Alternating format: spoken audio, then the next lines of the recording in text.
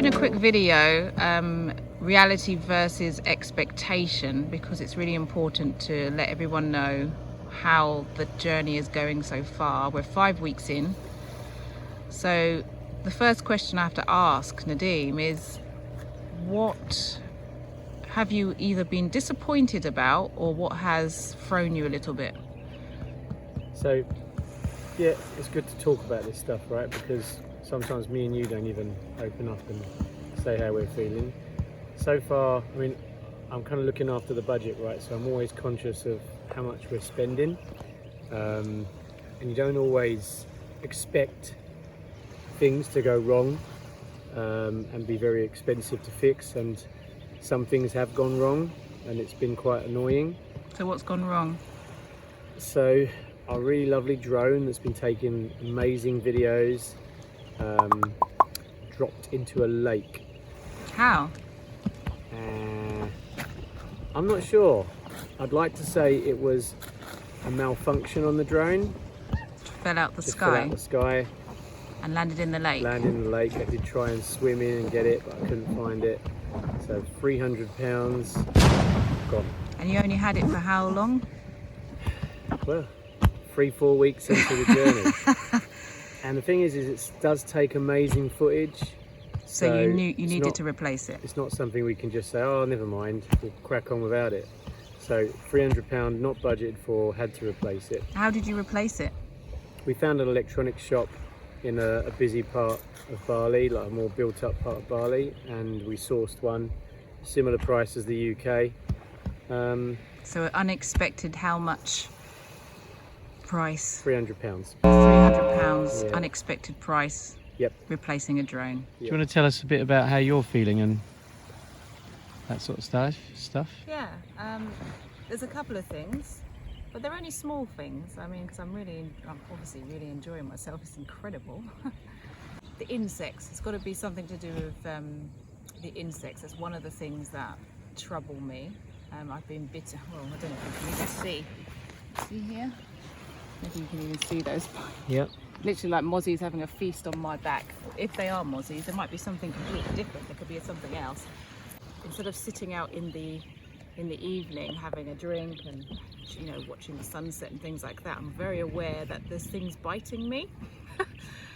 And I've been spraying all kinds of different things on me and the children. We've gone through Indonesian products, we've gone through all the different DEETs and citronella oils and everything that you can think of. But and do you think some of them are working? I don't even know. I don't even know if they're working. I think if a mozzie or an insect is hungry and you're the only food source, they're going to just go straight for you. So it's not a big thing, but it's something that troubles me because they're very itchy. I found hydrocortisone is a very good anti-itch to stop it itching, really, really good. Tiger balm is probably my two favourite. So is that after you've been bitten, you mean? Yeah, and if you wash the area first, just wash the area to get rid of any of the saliva. Are you comfortable with the fact that being bitten by insects in these types of places is par for the course now? Are you accepting it, or you just think I'm bad? I've got bad luck. I get bitten more than the average. Well, it seems to be. I'm not bitten as much. It's when I see it on the children. So Anaya seems to be bitten the most out of all the children. The other children don't seem to be bitten at all. So it's like they seek Anaya out, and the rest of us have just been bitten here and there. But obviously, when you're itchy and trying to tell children not to itch the bite because it makes it worse, and just to leave them alone, and poor Anaya had like really weeping bites, so I just gave her antihistamines and put hydrocortisone on the bite, and it went away. But that is one thing that troubles me, because I'm very aware on the evening we need to cover up. I generally don't wake up really early because I don't want to be bitten, and I go to bed early because I don't want to be bitten. But at this point in 6 weeks, nearly 6 weeks in, being bitten like you're a moving feast, would it stop you carrying on with this journey? No, because I think I'll stop reacting to the bite. I think I'll just get used to it after a while, and you won't feel it as much. So that's what fingers crossed, that's what I'm hoping for. I'm quite meticulous when it comes to planning our travel, where we are, where we're going, boats, planes, etc. So I've been doing a lot of the Airbnb sourcing and making sure that we are leaving countries when we should do, etc, etc, everything being lined up. Unfortunately, when I was planning the first 2 months of our trip in Indonesia from the UK, I made a mistake and assumed that visas were a month long when actually the visa is 30 days long. So we can't be in this country for more than 60 days. And unfortunately, the Bali month and now the Lombok month is actually going 1 day over the 60 days. Only 1 day? Only 1 day. And what is that costing? Well, strict Indonesian rules about visa overstays mean that when we get to that airport, they will see that visa is expired, and by 1 day it's going to cost £50 per person per day as a fine. Oh. So it's going to be a £350 fine unless we can move those flights forward, and I'm really struggling to get that done with the airline company. I know it sounds straightforward, but it's not. So I'm trying to do that, but at the moment we've got this £350 steaming freight train heading towards us at the end of this month. So I'm a bit gutted about that because it's a simple mistake. And a very costly and simple Indonesia mistake. is punishing me for it, even though it's a genuine, honest mistake. We have heard that people have gone just a couple of hours over their extended visa. Yep, and they're very strict. they've still Very been strict. charged. So it is what it is. It's a good but one to know for anyone who is looking. Yeah, with Indonesian visas for sure, don't assume that you've got leeway or tolerance. You have not. Stick to the rules, stick to the timeline strictly. So, is there anything else that's been bothering you, frustrating you so far in this trip? Yeah, there is 2 more things, but I'll start with the children. The children. Funny that. No. They've been really good. My expectation of them has been exactly spot on. I knew they weren't going to be interested in temples and amazing historic sites. Cultural. I kind of knew that from the European tour. So that I didn't have a high expectation on that. They're quite basic. Children just want water and food. Now the food aspect of it has been slightly jarring because it's been a bit more expensive than we thought, I think, for food. It's not as expensive as England, obviously. It's a lot cheaper. But when you've got a family of 7, it's always going to be more expensive. You'll give them breakfast, and obviously here they don't do, the big family size cereal packets. So you get those tiny miniature cereal that doesn't last like 2 days in our house, probably, that little. Yeah, everything's small in Indonesia, isn't it? Very small, and also the portions are really small. We're getting used to that now, but the portions are really small. You could probably order 2 portions is the equivalent of an English portion. So the children are generally hungry. We'll order something in a restaurant and then they're hungry again, literally 20 minutes, 30 minutes in. And this also, is not... they're quite fussy as well. So things that they seem to be really wanting Western food, and we're trying to get them to eat more rice local and noodle dishes. But if there's any vegetables in there, if there's a strange sauce, it's really frustrating because the cheapest food is the rice dishes and the traditional dishes here, and the children keep wanting the things that are imported in, so the pizza, the chicken nuggets, the chips, the cereals, the chocolate bars. So it's more expensive because we're shopping in international shops rather than shopping in the markets and eating out in the local warums, which are cheaper.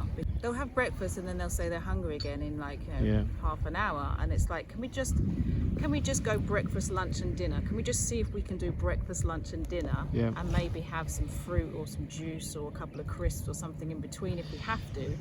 But it's like they're wanting to eat full-blown meals, and I suppose it's because they're swimming a lot, they're in the sea a lot, and they're craving that chips and pizza. They're craving that Western food, so we have to keep trying to find alternatives, otherwise we waste money on food. So that's become more expensive than we thought. I think if we give it more time, hopefully they'll move into this new kind of way of life.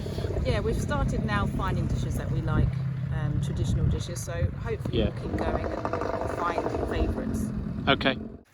So is there anything else that you feel is not gone to plan, or? Well, I wouldn't say not gone to plan, but like I've just got this lovely kind of idea in my head that as we travel, the kids are going to be very curious, asking questions about the way people act, how they talk, the culture, visiting places that aren't just swimming pools and beaches.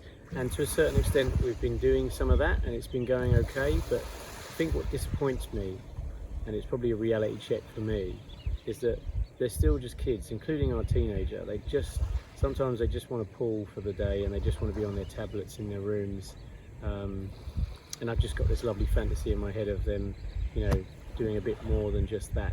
And I think it will come, but I'm just a bit disappointed that they're doing so much of it in what is clearly, paradise. Beautiful place. But I just need to really rein myself in and just be a realist about who they are and what stage in their life they're at. And I'm sure it will all come good, but it's just frustrating right now. So the last thing, and I totally get it, the Indonesian people have had a really, really tough few years, and especially when you survive on tourism. So I totally get it. They're the most lovely people. They're not pushy really at all, and they're not aggressive or anything like that. When you say no to a trader who comes along trying to sell you something, they gracefully walk away. They do sometimes try to get you engaged in a conversation so that maybe you will buy something. Do you find it easy saying no, Dionne? I don't find it easy saying no, and I think I don't find it easy saying no because I know how much it means to them if you buy a bracelet or you buy a postcard or you buy whatever they're selling. But once you've bought a couple of bracelets and a couple of bits of jewellery, it starts to become quite, I have to say no, and I have to be very abrupt and say no thank you, and I hate doing that. But another thing is you'll have one after the other, so there'll be someone trying to sell you sunglasses and someone wants to sell you some food, and then someone, and it just keeps going. And sometimes if you're having a quiet moment with your family, like we were having dinner the other day, and all of these traders, they were like just hanging around us. They were hanging around us, waiting for us to finish our food, watching us eat. And that was just too much because I knew what they wanted. I'd already said no to all of them, and still they were holding on. And I get it, they need the money, but on that occasion I'll try to take photographs of the kids and they're in the shots. They're completely oblivious to you being a family together spending time. They'll just come and invade your space. So I think that is quite annoying. I can't help but be annoyed by that, but I totally get why they're doing it, and it makes me feel really guilty every time I say no. But I can't buy all the posts. I can't buy something off of everybody because we need to survive. We've got 5 children. We need to survive here as well. So I agree with you. It's really hard. Yeah. So another gripe I've got since I've been here, and it wasn't something I didn't expect to see because I've been hearing about it before we came out, but it's plastic pollution or single-use plastic in Southeast Asia. They just use plastic for everything, these tiny little bags where they put oil or sauces or bags of crisps and just loads of little things. They put it into single-use plastic bags. We've also discovered that there's nowhere to recycle. They don't recycle anyway, so it's really difficult. Recycling is not encouraged enough or incentivized. There's nowhere to put the rubbish, is there? No one comes to collect it. Kind of like, they do get some money for plastic bottles, but anything else plastic, there's nothing in it for them. So they're kind of like, well, why bother? But at the same time, the education at children level is not there, so they just do the right thing. These beaches are like paradise, and we're walking along them, and I'm just seeing, let me just reel through 5 things I've seen in abundance on the beaches, on the floors. Toothbrushes, sandals, obviously the obvious things like plastic bottles, plastic bags, nappies. We've even seen a syringe. Now that, God knows who was using that, but it's not just about my children's safety, more so it's about the fact that this stuff gets dragged into the ocean. It gets dragged into the ocean and marine life are either choking on it or getting caught up in it.